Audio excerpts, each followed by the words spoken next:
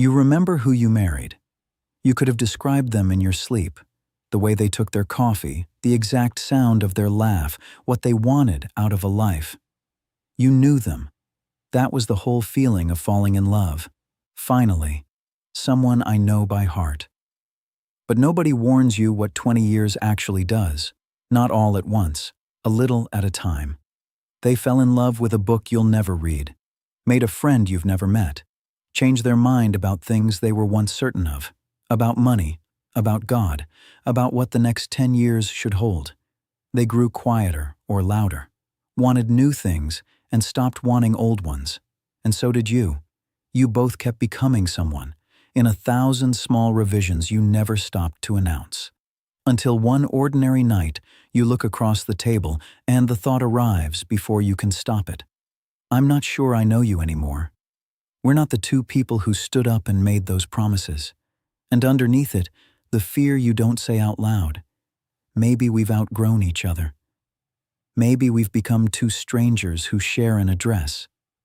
It is one of the loneliest feelings there is. To miss someone who is sitting right in front of you, but here is what almost no one tells you.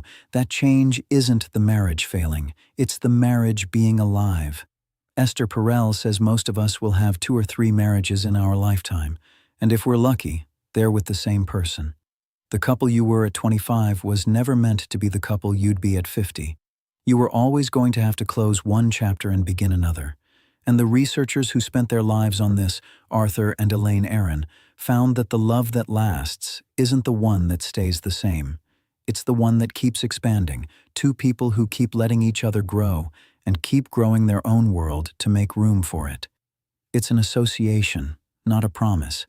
Every relationship is different, but it turns the whole fear over. The distance you're feeling might not be the end of knowing each other. It might be the moment you're being asked to learn each other again, because the hardest part of loving someone for 20 years was never learning who they are.